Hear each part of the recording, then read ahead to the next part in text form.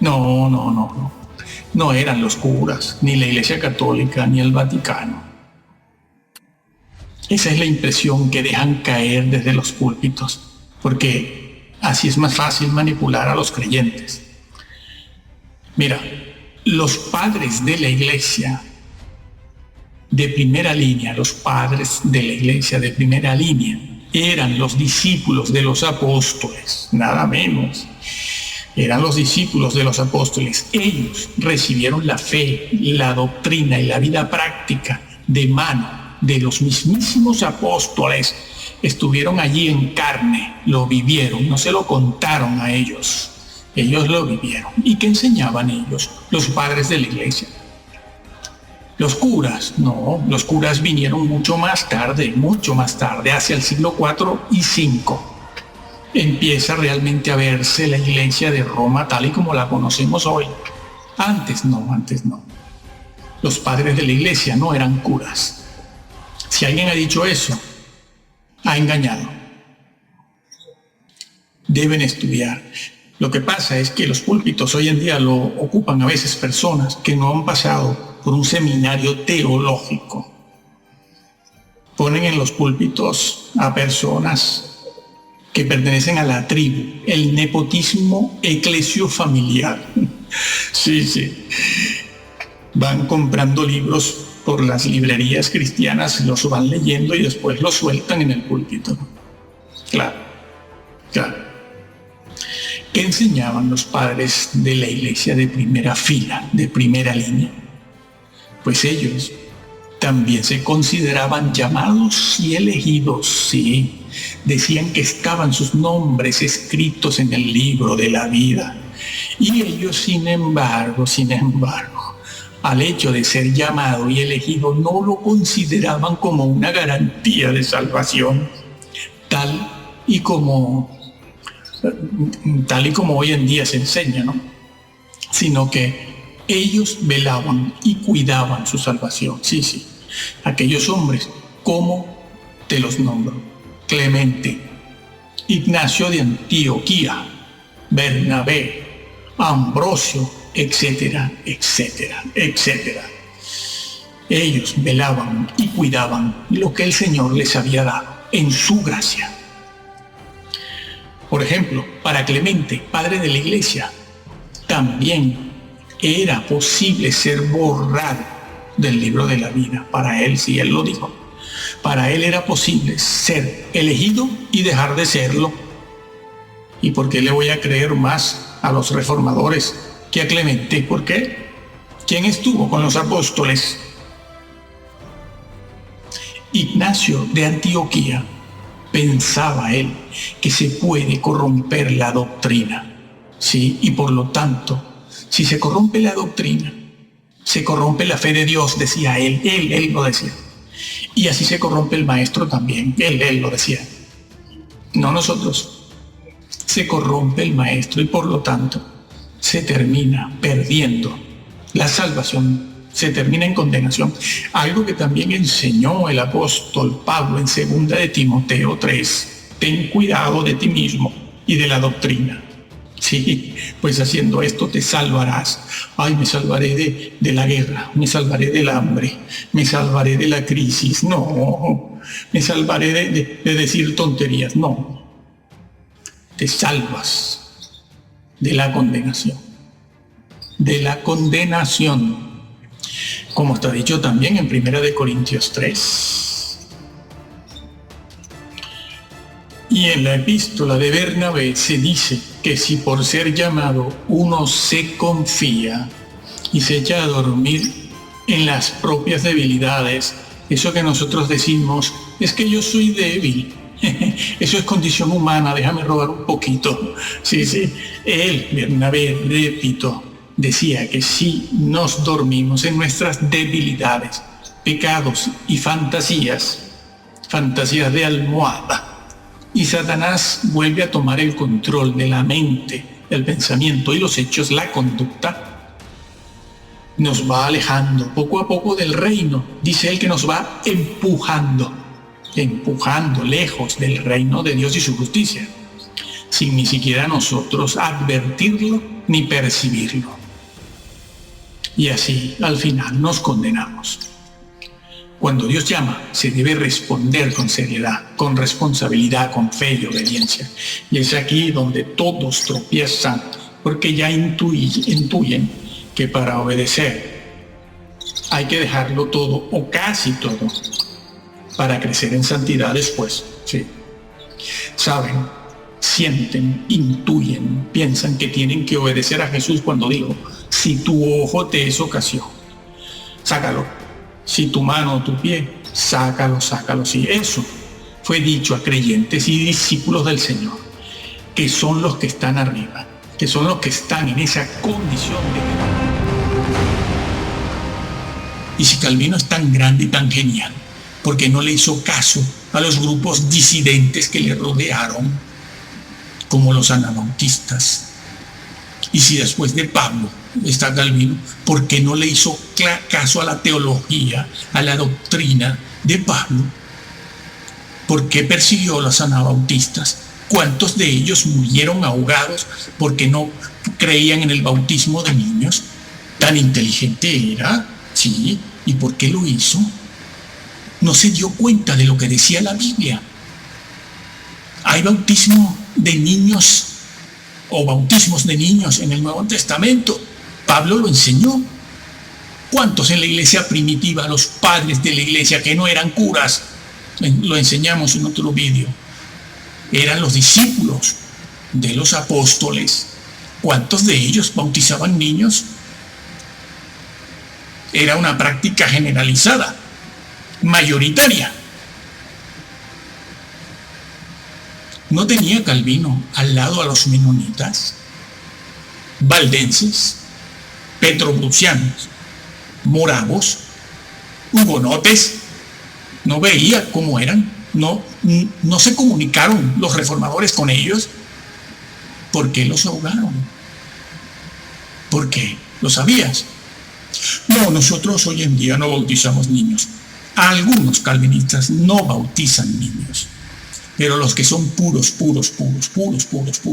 calvinistas lo hacen.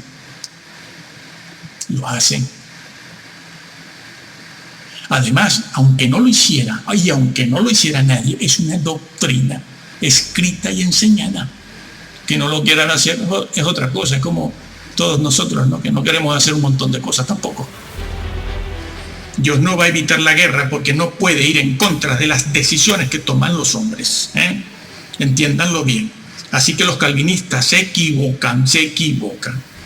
Los irrelevantes son los que hacen a Dios culpable de todo. Y Satanás riéndose, contento el diablo con ellos, porque claro, le dan la razón al diablo. El diablo mismo dice: sí, es verdad lo que dicen los calvinistas. Estos señores, estas vacas sagradas, es verdad. Dios ha creado el pecado, por eso yo estoy como estoy, quemándome, feo como estoy, con cuernos y rabo. No puedo ser bello, bonito, guapo. Nosotros aquí fue dicho a creyentes y discípulos del Señor, que son los que están arriba, que son los que están en esa condición desde la que se puede caer. Están en el lugar de donde se puede uno caer, porque los incrédulos, los ateos, los visitantes, los que reciben un tratadito, el amigo y vecino mentiroso de al lado, ese no tiene de dónde caer, porque no es convertido, no está en Cristo, no está en la salvación. Se cae cuando se está en una condición elevada, cuando se tiene de dónde caer, es decir, de la gracia. No has cuidado, tu nombre es borrado.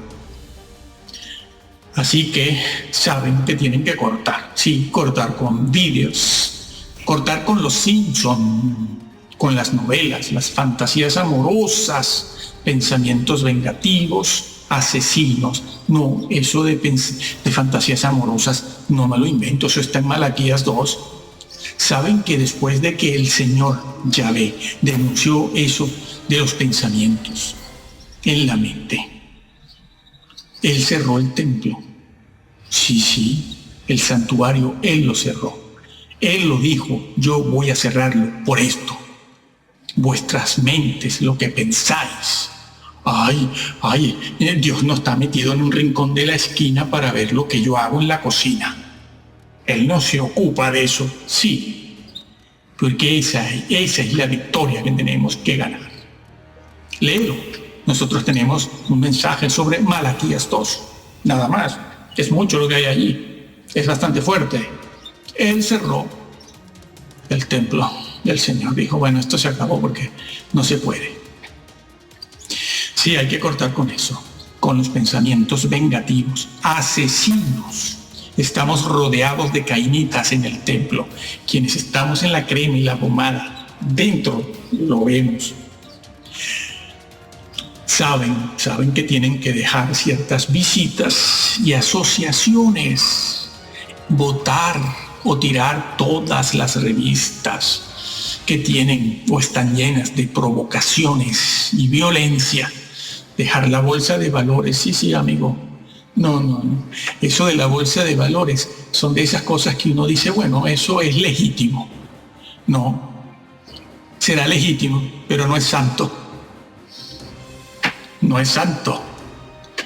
Y estás llamado a ser santo. Tienes que dejar al mago. Harry Potter, ¿te gusta la magia? Claro. Que tanto aman los creyentes. Harry Potter. Tienen que cortar con las fiestas, celebraciones y las opíparas comidas. Opíparas, sí. Dejar la ropa ajustadita, insinuante, provocadora, que es la llamada del sexo, en el propio templo, por los pasillos, a veces brindando, dando la Santa Cena o recogiendo los diezmos, amigo, bajo el beneplácito de cuanto pastor, obispo, cura o sacerdote anda por allí, sí. Y luego ellos mismos se lamentan, sí, del adulterio en el que ya llevan instalado a alguno de ellos, sí. Y es que saben que, como las mujeres se marchen de la iglesia porque tienen que ir en faldas largas a ver quién diezma. Son listos. En el Nuevo Testamento la elección se realiza en aquellos que hacen la voluntad del Padre y llevan fruto. Bueno, otra frase más usada por el Señor, llevan fruto. No, eso está escrito. Evangelio de Juan 15.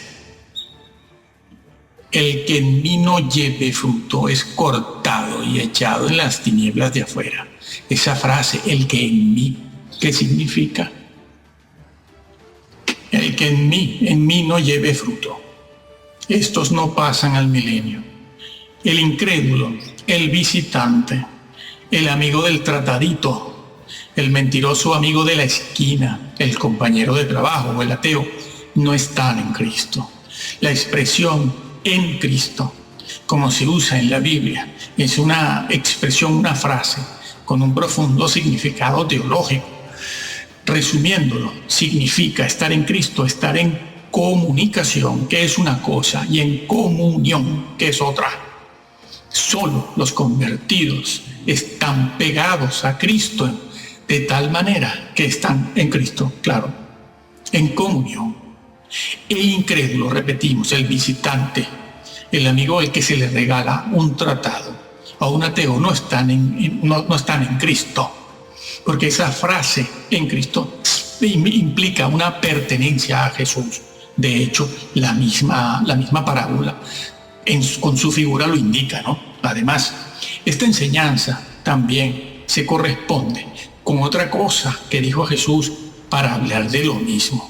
Lo dijo de otra forma, dijo, esforzaos por entrar. Sí, esforzado, agorizomai, agonía, una entrada agonizante. Esforzaos por entrar, porque muchos procuran entrar y no lo logran. Los ateos, otra vez, los incrédulos, ateos, incrédulos, no se están esforzando por entrar, ni los visitantes, ni el amigo que recibe un tratadito que después lo bota a la basura, lo echa por la calle. Se esfuerza por entrar el que quiere hacerlo, porque ama también las cosas de Dios, pero también ama las cosas del mundo. El Señor también lo dijo de otra manera en la parábola de la semilla, Mateo 13. Sí. Se esfuerza por entrar, pero como ama al mundo, las cosas del mundo, la palabra no lleva fruto. Los incrédulos, los ateos, no se están esforzando nada por entrar. Son los llamados los que se esfuerzan por entrar y no lo logran porque no obedecen las normas, no van cortando con la cultura, ¿ah? Y la justicia de estos no es mayor que la de los fariseos, como también lo dijo Jesús en esa frase. Si vuestra justicia no fuere mayor, ¿se dan cuenta? Es que por todos lados el Señor lo advirtió. Tampoco nos debería parecer extraño que el Señor Jesús en Mateo 7 les haya dicho a quienes confiaban en entrar, daban por hecho que entraban, les dijo: apartaos de mí. Sí, ellos también querían entrar. Y no vean ustedes el currículum que ellos le presentan al Señor, ¿eh? Allí está resumido, claro. Señor, hemos profetizado, hemos evangelizado, hemos predicado, hemos hecho milagros, hemos exorcizado, hemos hecho el bien. Y todo bajo tu gracia, porque esas cosas no se pueden hacer si no está tu gracia con nosotros. ¿Qué currículum, amigo? A ver quién hace todo eso junto. ¿Y qué les dice el Señor? Apartaos de mí. Apartaos de mí, hacedores sin ley. Sin ley, sí. El vocablo griego utilizado allí es sin ley. En cualquier texto o manuscrito griego aparece sin ley. Claro que en algunos manuscritos griegos aparece la palabra injusticia, pero bueno, es lo mismo, ¿no? Injusticia, sin ley o contra la ley. Nosotros pensamos en hacedores de maldad. No, bueno, la gente mala, los ateos son malos. No. Está diciendo otra cosa. Sin ley. ¿Cuál ley? ¿Cuál ley? Lo que estaba diciendo el Señor en ese mismo mensaje cuando estaba hablando en Mateo 7. Y que estaba diciendo ¿de qué ley hablaba allí? El sermón del monte, que no es otra cosa que los 10 mandamientos explicados. La predestinación, pues, no es cerrada ni es exclusivista. Se ha de obedecer y conocer y hacer la voluntad de Dios registrada en el Sagrado Libro. Y de no ser así, no se entrará en el reino. Más bien, antes se entra en un estado de decadencia espiritual y moral imperceptible a lo largo de 50, 60 años. Por eso vemos muchas personas de cierta edad totalmente descarriadas, sin moral alguna. Pero una señora de 65, 70 años, toda su vida en una iglesia y de repente se pone una falda abierta hasta la cadera o una minifalda. ¿Qué pasó aquí? ¿Qué pasó aquí? ¿Esto qué es? En pleno templo. Dicen, cambió. No cambió solo. Es que nunca se acogió a las normas de Dios. Y ahora que la moda es esa, antes bien se acoge a esa moda. Venga. Nunca habían entendido el Evangelio. Si el nombre es borrado del libro de la vida, se entiende que es que ha sido escrito allí primero. Apréndase eso. Sí. No digan otra cosa. El libro de la vida es un concepto que se encuentra registrado en el texto bíblico de tapa a tapa, desde el Génesis hasta el Apocalipsis. En ese libro Dios tiene escrito los nombres de todos los hijos reales, verdaderos de Israel. El estar escrito en dicho libro, ellos creían con fe, no creer por creer, porque yo creo esto, no. La fe de ellos creía que el estar escrito en ese libro les daba el derecho a participar de la vida eterna y del reino mesiánico de justicia y paz y de la eternidad, y que era borrado de ese libro significaba la exclusión del pueblo, de entre el pueblo de Dios, y no mesiánico. Por ejemplo, Moisés estaba dispuesto a que su nombre fuera borrado del libro de la vida si con eso se pudiera salvar al pueblo de Israel de las consecuencias de sus pecados. Moisés. También el salmista esperaba que los malvados fueran borrados del libro de los vivientes. Los malvados, claro que un día no lo eran, pero se convirtieron. Sí, como dicen los padres de la iglesia, que lo aprendieron de los apóstoles, que hacia el final de la historia, justo antes de la segunda venida de Jesús, de Cristo, las ovejas se convertirían en lobos. Lo estamos viendo. Bueno, el salmista decía lo mismo, decía: yo espero que los malvados, los que se han convertido en personas malvadas, sean borrados del libro de los vivientes, del libro de la vida. También Daniel decía que cuando llegue el juicio final, los que estén escritos en el libro de la vida sean liberados. Y los colaboradores del apóstol Pablo, se dice que están escritos sus nombres en el libro de la vida. Cuánta insistencia, ¿no? Cuánta insistencia. Jesús se los dijo a sus discípulos cuando regresaron de aquella misión a la que fueron a predicar, cuando el Señor veía a Satanás caer como un rayo desde el cielo. Pero estaban todos muy contentos, ¿no?, con el poder que tenían, ¿no? Se nos sujetan los demonios, se nos sujetan, nos obedecen. Sí, lo mismo que aquellos que sacando currículum en el juicio, ¿no? En tu nombre hemos hecho esto y aquello y lo otro. Sí, lo cual era verdad, ¿eh? Bueno, pero el Señor a los discípulos en aquella ocasión les dijo: están muy contentos, ¿no?, con el poder, sacando demonios. Alégrense más bien, de que sus nombres están escritos en el libro de la vida. Eso incluía a Judas. El que no esté escrito en el libro será arrojado además al lago de fuego. Sí, hay quienes piensan que aunque no estén escritos porque se han borrado sus nombres, después tendrán una segunda oportunidad. Hombre, ya nos gustaría que fuera así, ¿no? Pero resulta que el mismo libro de Apocalipsis también dice que aquellos cuyos nombres sean borrados son echados después en el lago de fuego. Apocalipsis 20 y Apocalipsis 21. Pues bien, Jesucristo confesará sus nombres ante su Padre y sus ángeles. Sí, los confesará. Estimado hermano, lo vamos a dejar aquí. Es nuestro deseo que tú leas la Biblia. Cuanto más sea, mejor. Nada nuevo es bueno. Todo lo antiguo. Ya la misma Biblia dice eso. Preguntad por las sendas antiguas.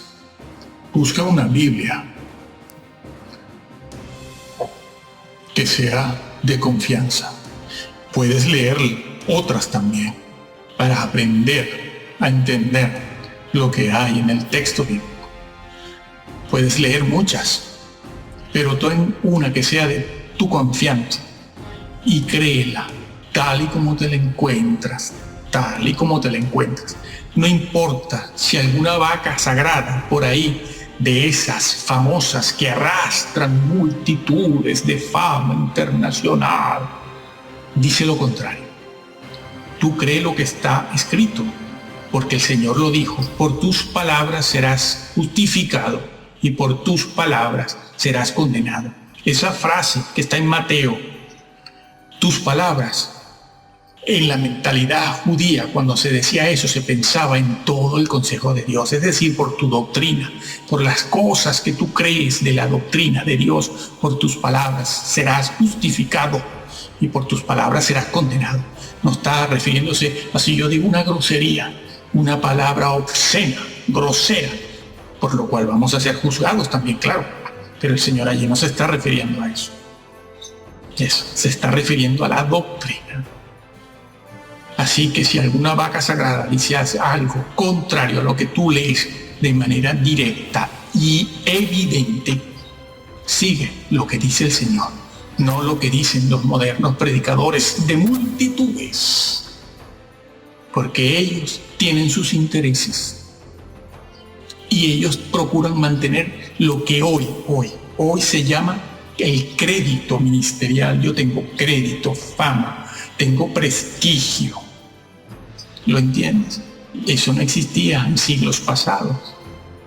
El prestigio aquí no tiene nada que hacer, pero los modernos predicadores sí tienen eso. ¿Lo puedes entender eso? Pues cuídate de eso, porque hay muchos maestros que edifican con madera, heno y hojarasca, y otros edifican de tal manera y con tal doctrina que destruyen tu salvación. Que el Señor te bendiga.